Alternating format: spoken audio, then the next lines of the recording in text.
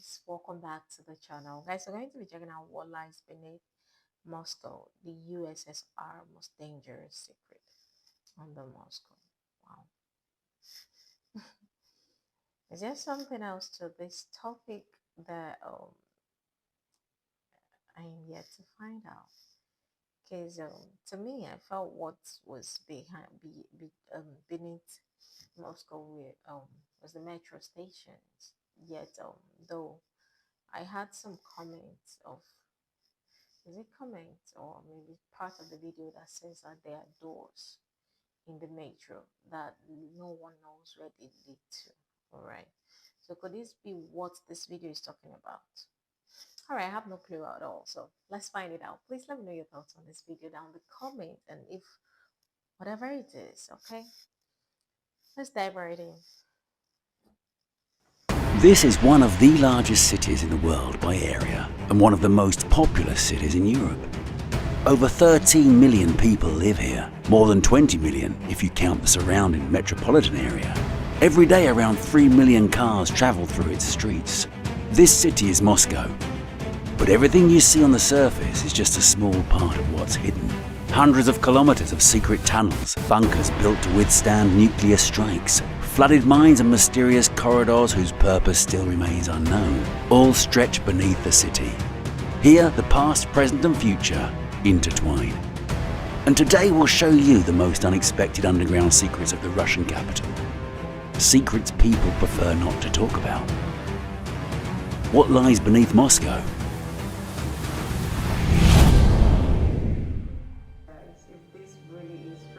Our journey begins at street level. At the very top there's asphalt or paving stones, typically extending about 2 inches deep. Cobblestones can be thicker, up to 3 inches. Below that, at a depth of up to 6.3 inches, lies the leveling layer. This layer ensures a smooth surface before the asphalt is laid. It is often made of coarse asphalt, concrete or even solid concrete on heavily trafficked roads. Deeper still, at around 18 inches, there's the base layer made of crushed stone or gravel.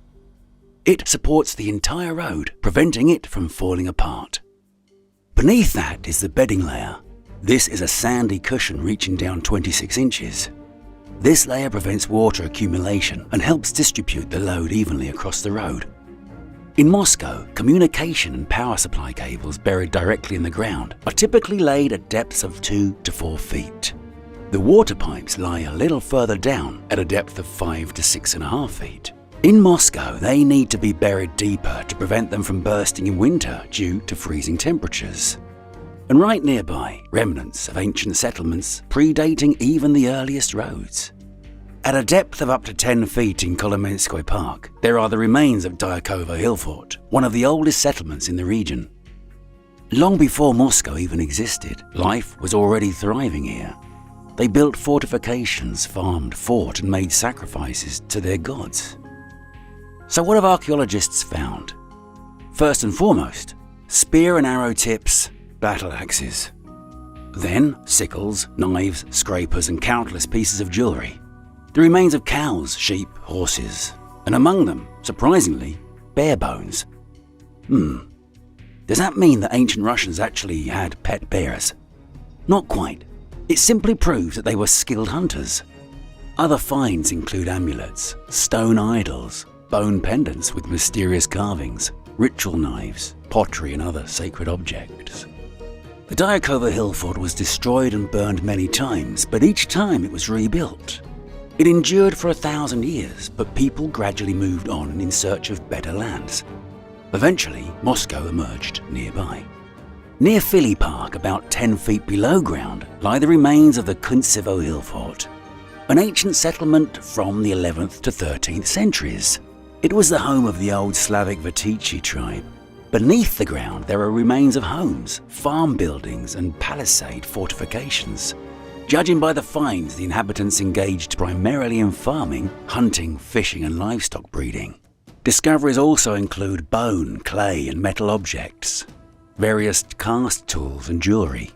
But this place has a darker side. According to legend, there was once a church here, and one day it simply sank into the ground, along with the people inside. Shepherds claimed that at night one could hear the sound of bells from underground. It sounds like a mere folktale, but there are indeed mysterious voids lying beneath the site.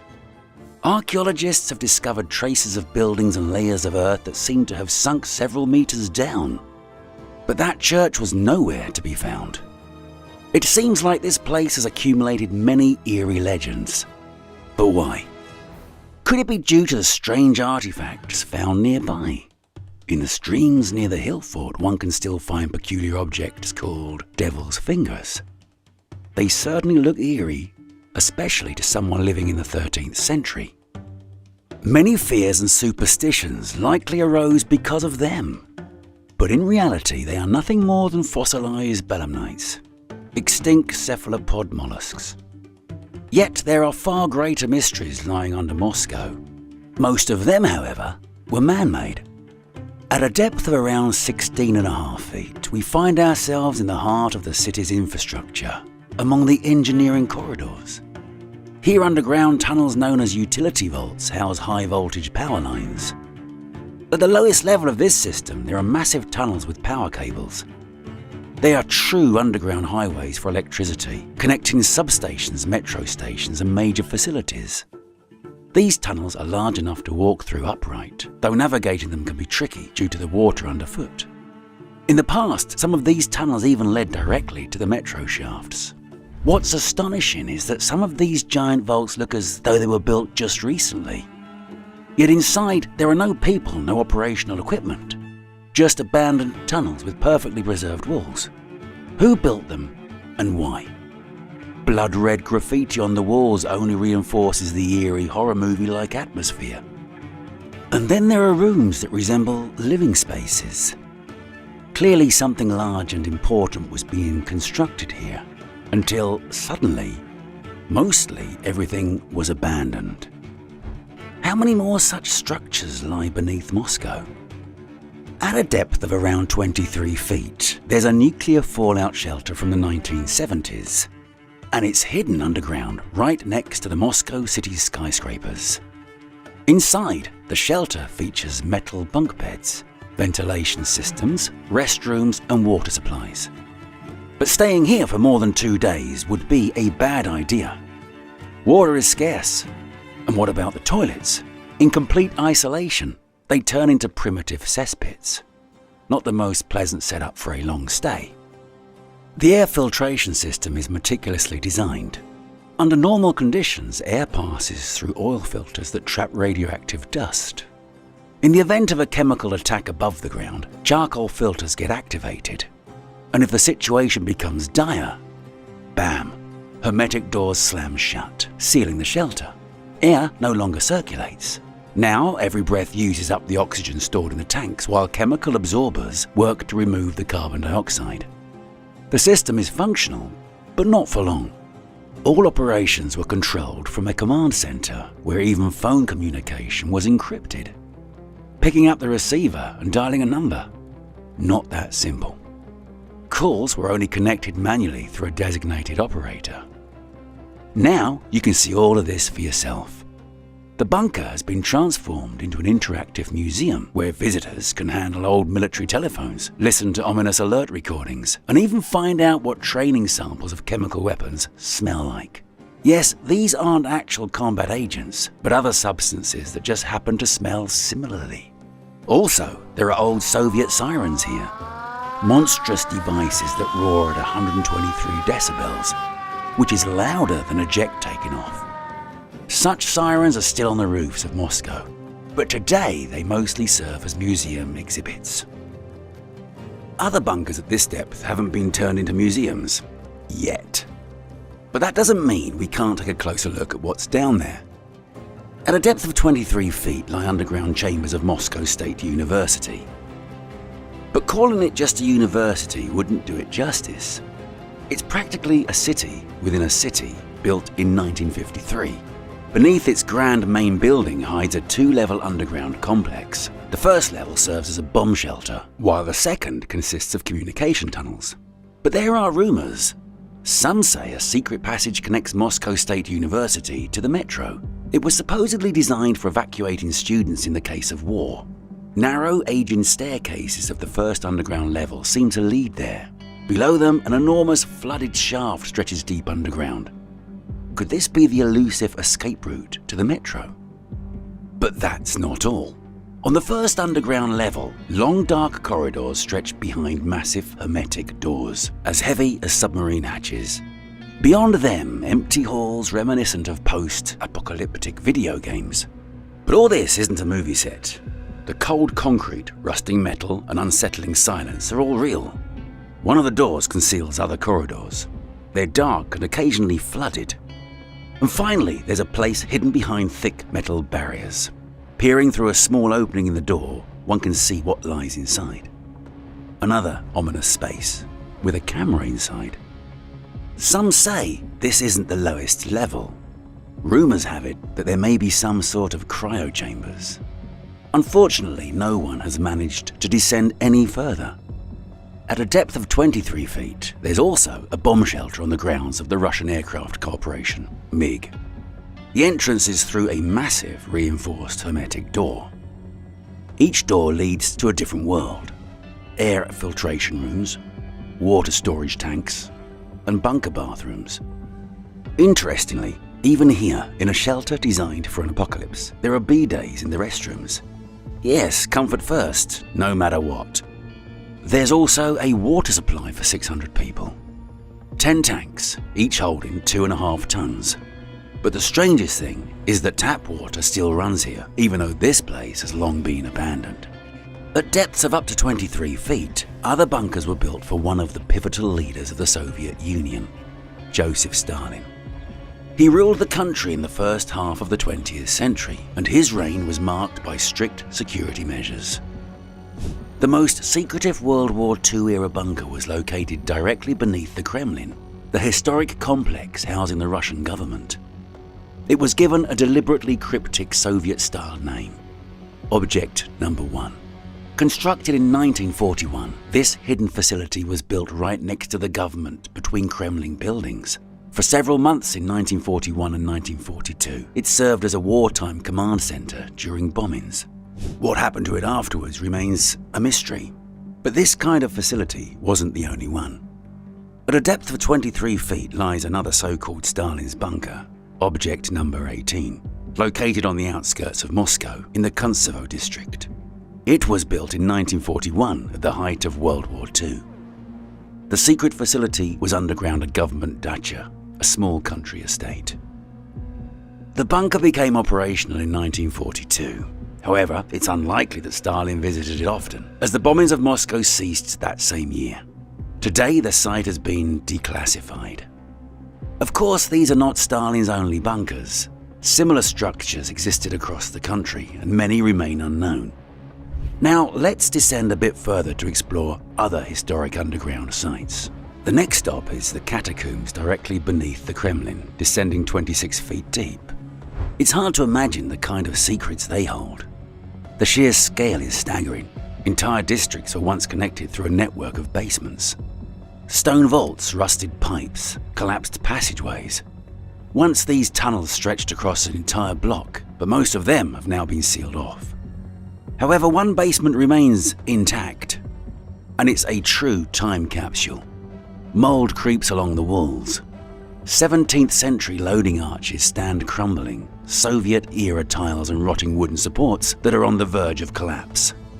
Against this eerie backdrop, a mysterious white stone alcove stands out. Traces of excavation are everywhere. What were they looking for here? Gold, hidden treasures, or another secret passage? Nearby, enormous cast iron pipes with gurgling water, remnants of old ventilation systems, and a strange metal mechanism hint at a deeper level hidden below.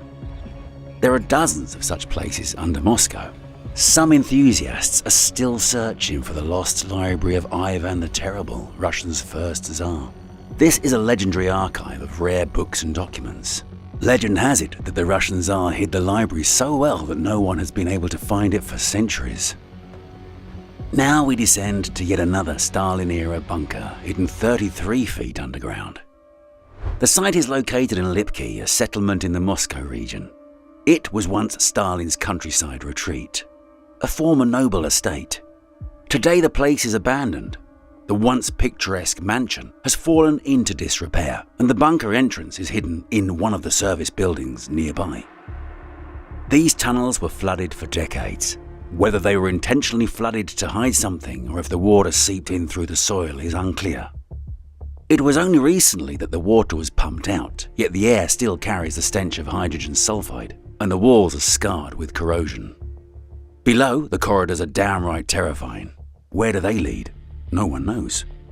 By the door, there is a heavily rusted electrical panel, dating to either wartime or possibly even the Tsarist era. One can't help but notice that it's made from marble. But why? No, it's not really for decoration, but rather for insulation. On the ceiling, there are very strangely shaped ventilation ducts. The elevator shaft still has some attic doors. Further down the passage, the interior shifts dramatically. This is no longer a utility space, but rather a ceremonial one. Likely Joseph Stalin once walked here himself. The corridor stretches an astonishing 427 feet, almost 1.5 football fields in length. And all of it is clad in marble. Next, there's another surprising artifact, the elevator door. The very same elevator that Stalin likely used to descend into his underground marble fortress. Through another long passage, one reaches the life support module. At the core of the bunker lies its engine room, with remnants of an old generator. It once powered the air filtration, electricity and water systems, ensuring survival in case of a major attack. Speaking of water, we've already seen how it seeps through and floods Moscow's underground structures. But did you know that under this megacity at depths of up to 49 feet, there are hundreds of underground rivers? In total, there are about 800 rivers and streams in Moscow, and at least 150 of them were diverted underground into concrete collectors as part of urban expansion. Here are some of the most remarkable underground rivers. Take, for example, the Tarakhanovka River. The name is amusing. Tarakhan means cockroach in Russian. This small river stretches just 5 miles, with part of its underground collector running directly beneath the old cemetery. The walls here are lined with broken bricks and tangled tree roots. This place clearly has a strange life of its own. Rust stalactites hang from the ceiling, while mysterious red streaks run down its walls. It's quiet, but not completely silent. The subway runs beneath the concrete walls of the collector. Then there's Neglinka, one of Moscow's largest rivers, completely buried underground with no open sections remaining. Above ground, it once originated from the Pashensky swamp near the Marina Rosha. The river's collector begins at the Savyolovskaya railway station near the Stankolit platform.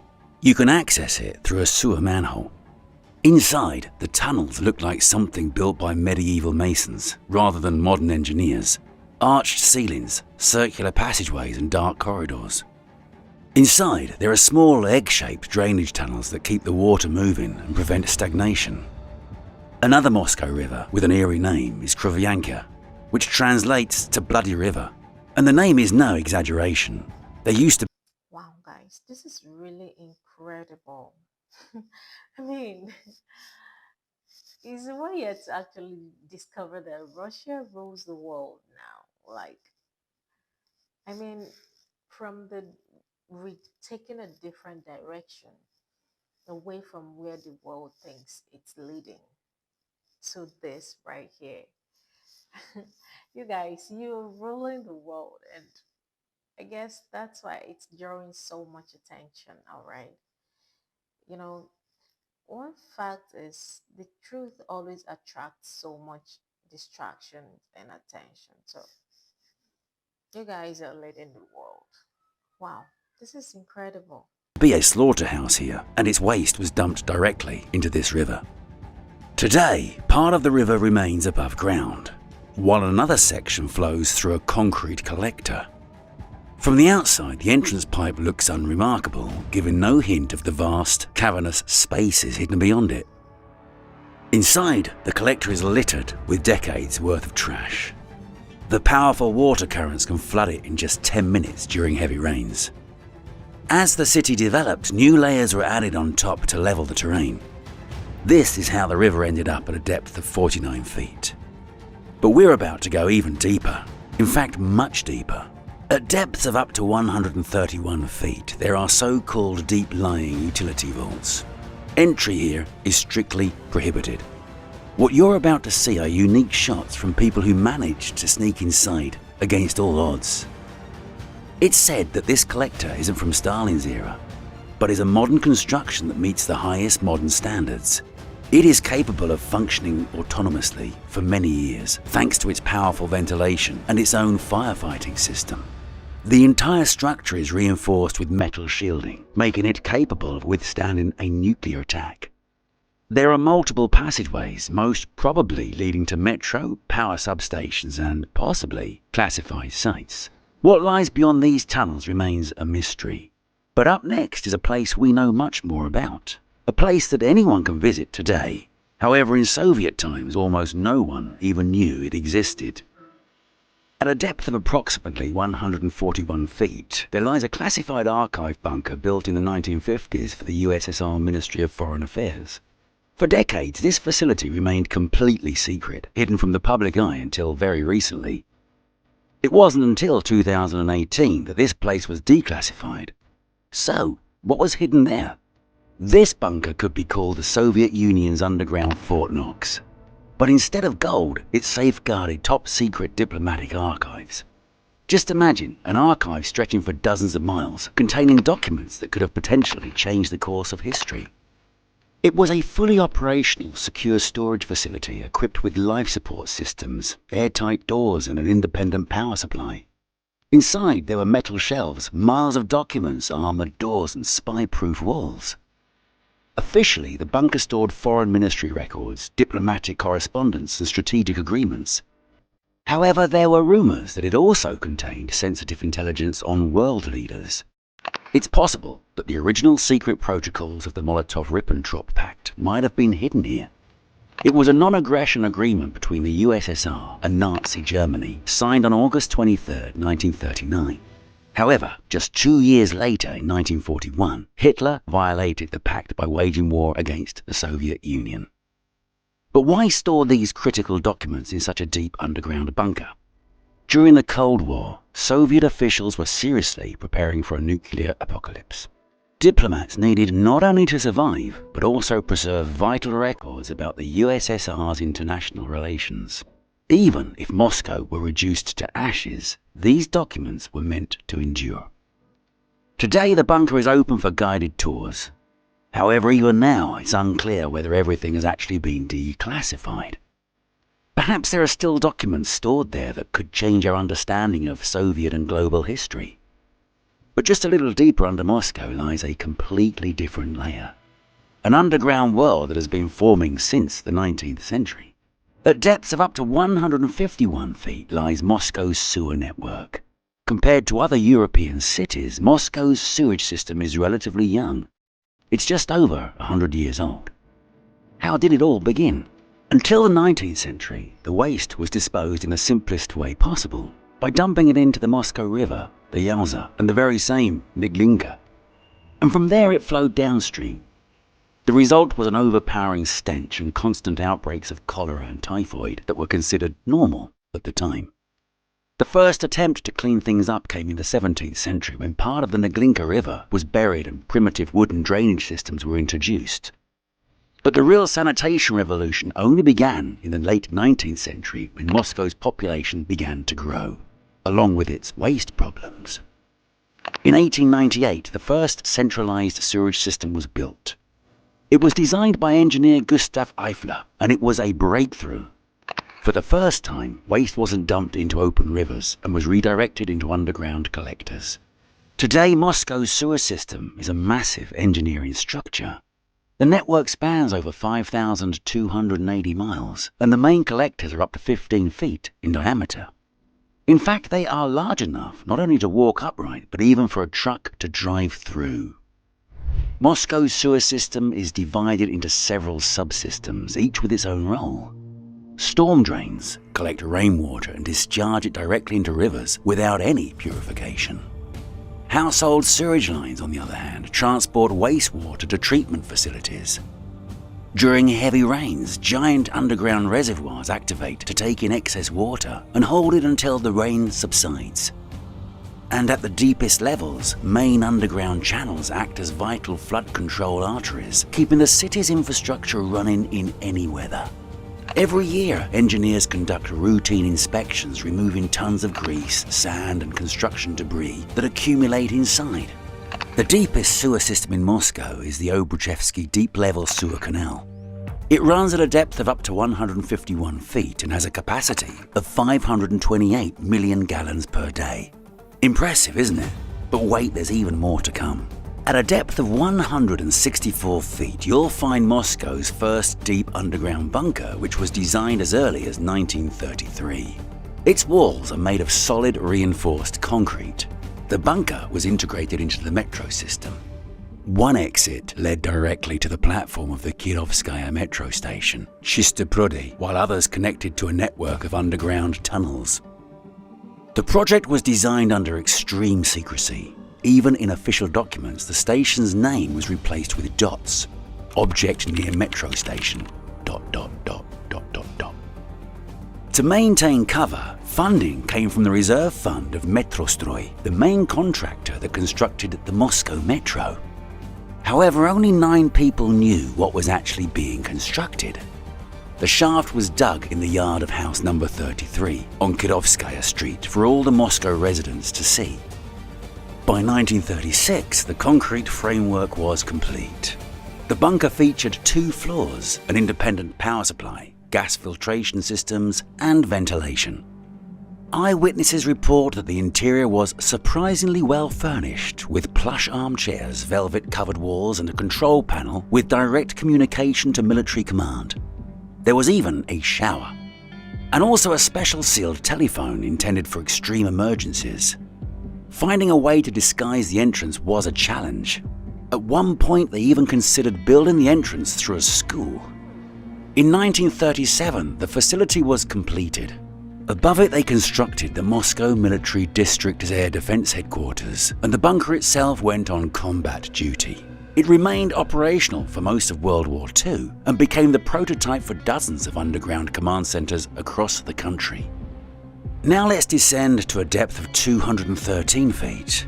Here lies Bunker 42, a portal of the Cold War era. Located under the center of the capital, it was designed to save the country's top leadership in the event of a nuclear strike.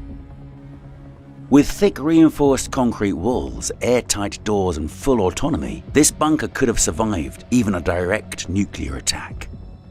Constructed in the 1950s, it was built during the time when tensions between the USSR and the USA were rapidly escalating. The nuclear arms race was in full swing, and many believed that a nuclear war was imminent.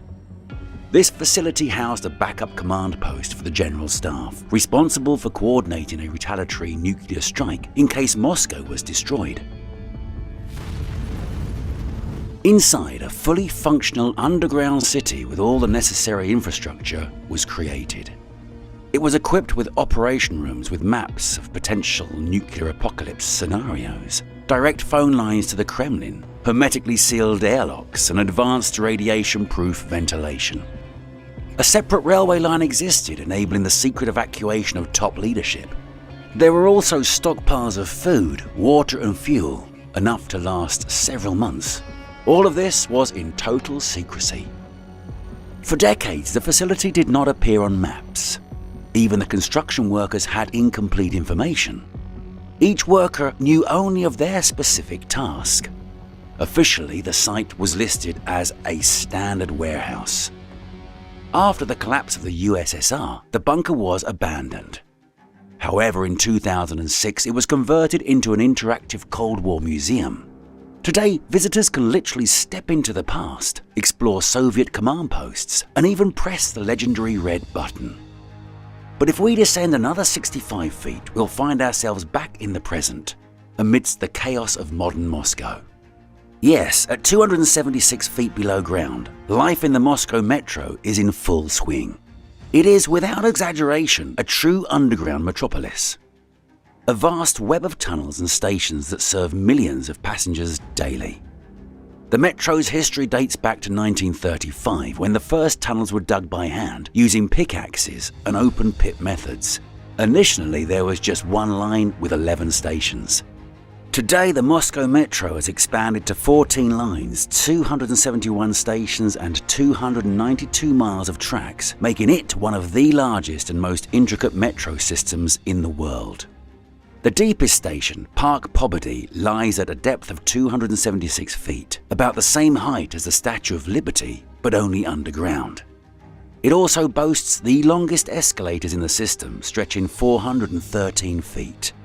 With peak hour train intervals of just 90 seconds, Moscow's metro ranks among the fastest in the world.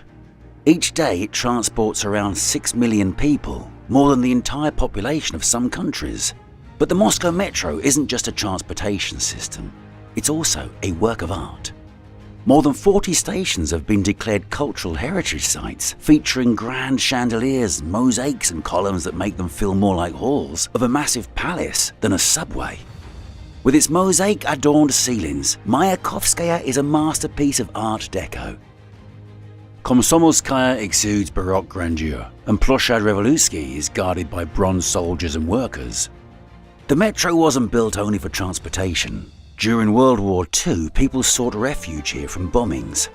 During the air raids, 217 children were born in the metro. However, history could have taken a very different turn if the Soviet leadership had not changed their mind about destroying the metro. In mid-October 1941, the situation near Moscow was critical. The Soviet troops were suffering defeat, and the city braced for a last-ditch defense. The metro was a crucial strategic asset. It could be used to transport troops, store supplies and provide shelter. But if the capital fell, it would also hand the enemy a ready-made underground infrastructure right beneath the city. This is why on October 15, 1941, Soviet Transport Minister Lazar Kaganovich ordered the immediate shutdown of the metro and requested proposals for destroying this strategic object to be submitted within 3 hours. By October 16th, the metro was no longer operating. The result? Mass panic. Thousands fled the city and chaos erupted. Fearing total collapse, Soviet leaders abandoned the idea of destroying the metro. That same day, the metro was powered back on, and by evening, the trains resumed service. This was the only day in history that the Moscow metro stopped operating. There are also rumors of hidden tunnels in the Moscow metro. At the very least, some sections are completely inaccessible to regular passengers. In the past, it was relatively easy to sneak into these technical facilities, and security was minimal. Today, however, security measures are far stricter, with entry permitted only with official clearance and metro personnel escort. But there is something even deeper, and people prefer not to talk about it. All these tunnels, chambers, secret bunkers, and even flooded underground spaces pale in comparison to what lies even deeper. Yes, deeper than the metro, and this is one of Moscow's greatest secrets. We are talking about Metro 2, located at a depth of 620 feet, and its story is worthy of a movie adaptation. In 1991, the USSR completely collapsed.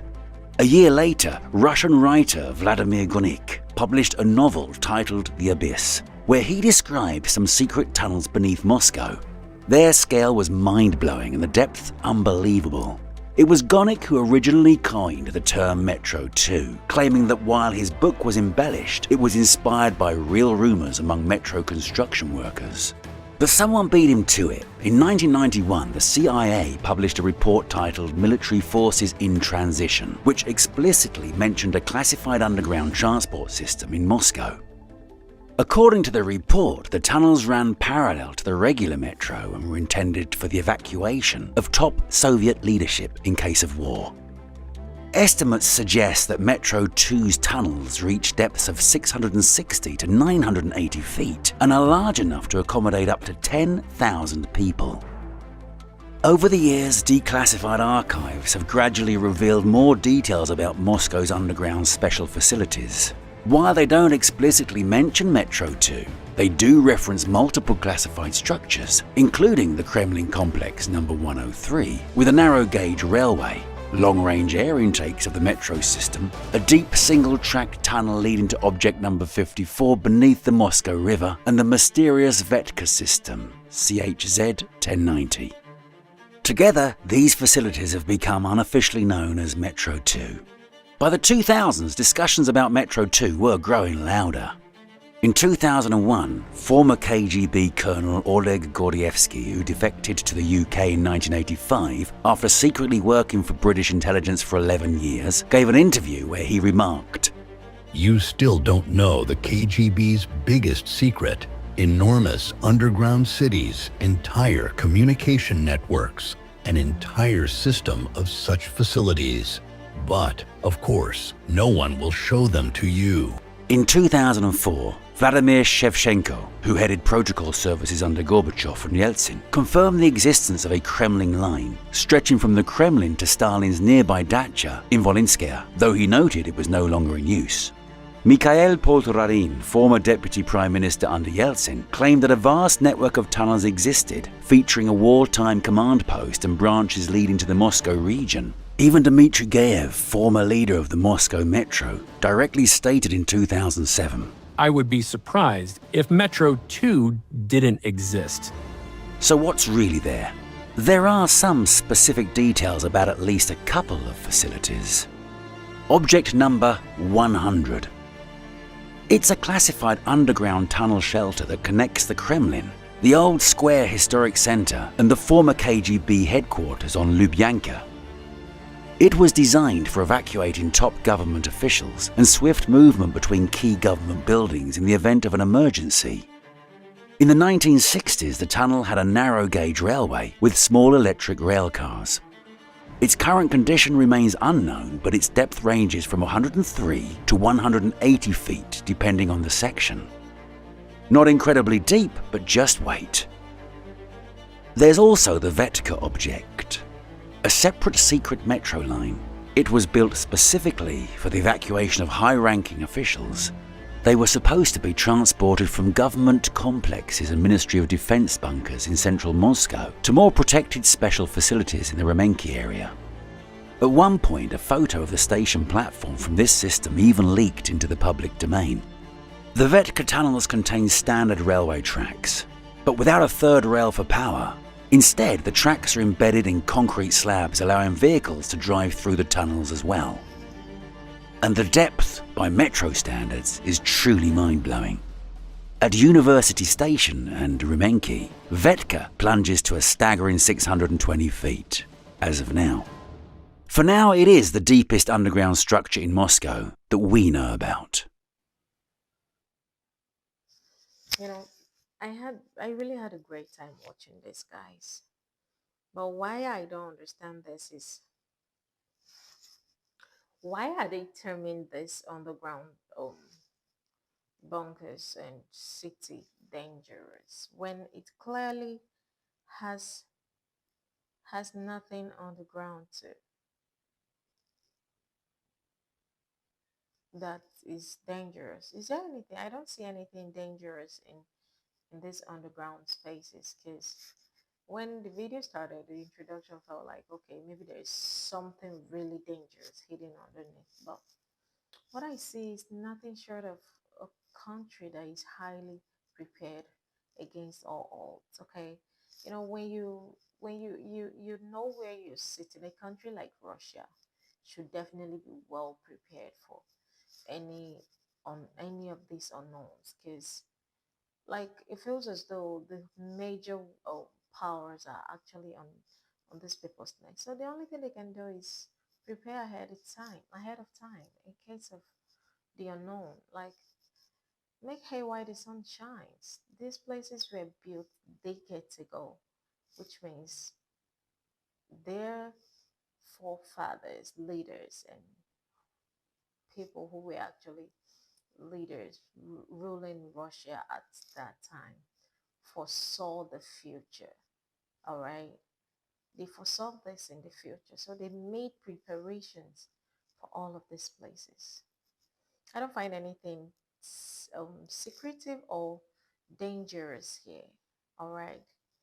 I really had a great time watching this, and I hope you did too. Please let me know if this is actually true, if this is real. All right, let me know about it down in the comment, and I'll see you in my next video. Bye.